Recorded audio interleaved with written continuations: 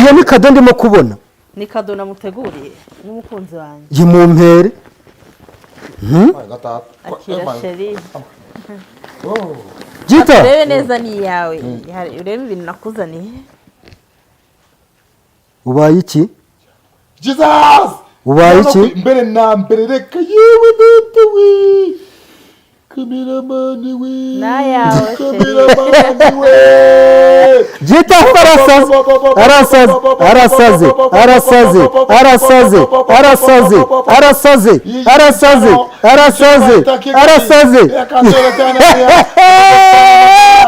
Reka turebe.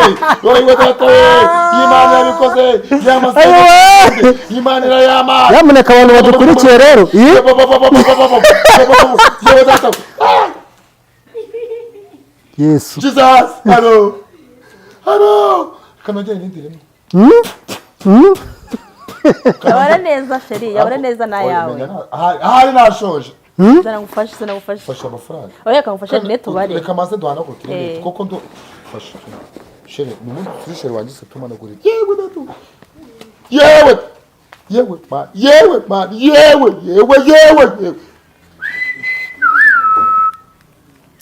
Ati niyambikira umukunzi wanjye ariko sha mwarisha n'abantu mu busha. Urabona ukuntu nacecetse 20 30 40 50 60 70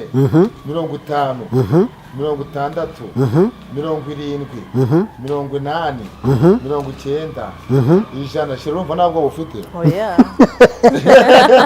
Jita rekera wenda bataza kukurazaho umunigo burekeye aho rekeraho.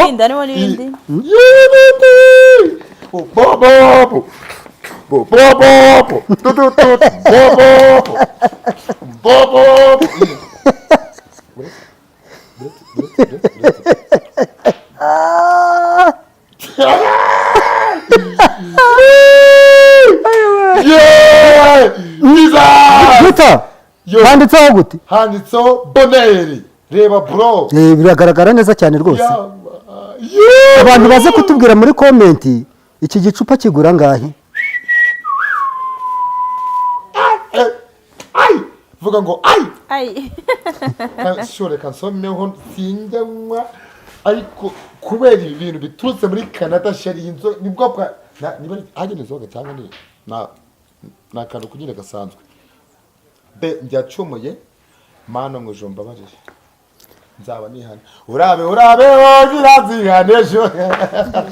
Jita soma hanyuma ngo baze iki kibazo kandi mbabarire ukinsubize.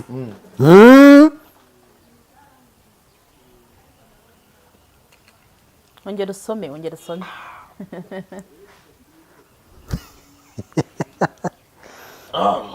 Bonheur. Ko nanjye kubona ibirimo inzu itangiye kuzenguruka gushya. Hayiwe, ibi ni byo ndabona. Sheri. Kanogera some. Dato, rikasome ndirimo. Yewe mana. Ariko abantu bajyanga mubwira ngo umuntu umuntu anyweye ngo akantu kwa kari kere ngahita atangiye kubona ibintu bidahari. Nanjye kubona ibintu by'ibisimba bitangiye kuza byirukanga. Mana mbabarire. Ndo nanjye kubona inzu vitangiye kuza isanga. Ndimo ndabibona. Wowe ndimo ndakureba wowe. Utangiye kuza kunyigiraho umusinzi. Shuri ande on ngiye some ndirimo. Hasi ibintu birimo ibiki ko somye rimwe ahita mende kumusi. Data we. Ndirimo. Okay, Jita. Niwe wari warabonye mu nzozi zawe cyangwa hari undi ukibura? Haro. Ibudutu ya mafaranga ibyo kunywa amapfi ngenda yimama kwetu. Sheri.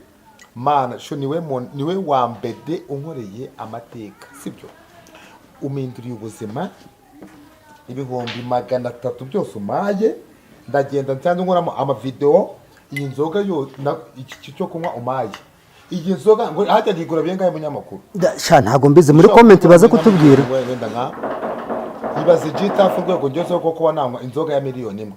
Jesus nukuvuga ngo rero shiri wanje urukundo nyeretse nanjye nubwo nzagukunda mu mvura nzagukunda mu ijoro nzagukunda nzemera nkore ikibaho n'ikitabaho nzemera nkore ibiganiro nijoro nzabikora igihe cyari cyo cyose shiri wanje nzarwana ku bwawe nziyahura njye mu muriro she kubera bebe kugira ngo nzashya kubera wowe. Okay Jita tuza neza tuza neza umurebe uretse gato tuza neza umurebe hanyuma umusezeranye.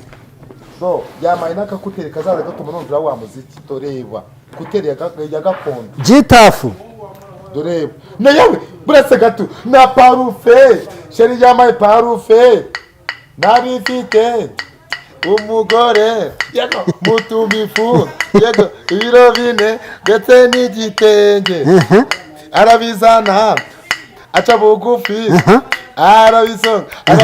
arabisonga igitenge aragitosa kumwe akagitosa magisose akagitosa mubiri akagitosa nijoro kwe kubita kuri kati umugore arataka masazana mazina kubita yego kubita ababa baraba manuka yego manuka mugore gunda cyane zagukunda ibihe byose obobo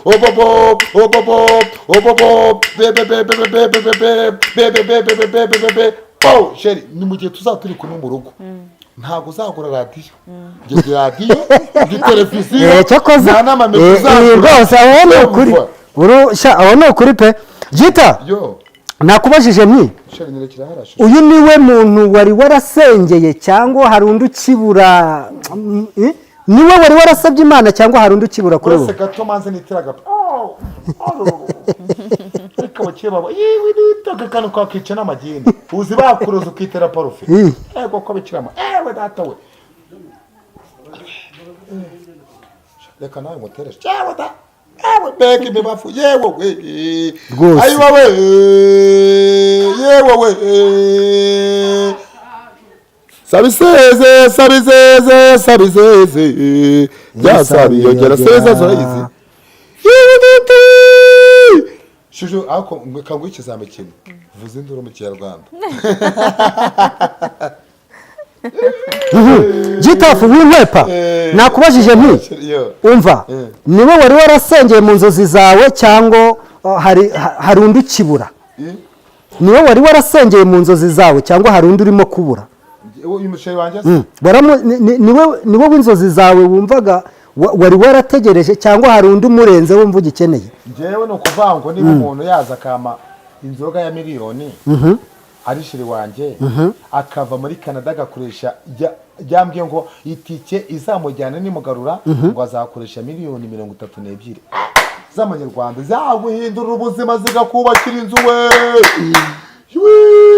ambo ubwo bara noneho kuvango ahubwo se bye byaza azansohokana azagurira amafi zajya amahene amakoko kuvanga agiye kunca byose biri imbere babakobwa bose ngamusezeranye rero Gitafu musezeranye Gitafu dore uri umusitari kandi umusitari ashakishwa n'abantu benshi Gita musezeranye kuri uyu mwanya mu bwati simbizi nako ibyo uri buvuge sheri ukuzi inyenyeri yo mu ruturuturo mu gitondo ibyuka mu gitondo ikabyuka uvango kuku sibyo sho inkoko yangira biko saa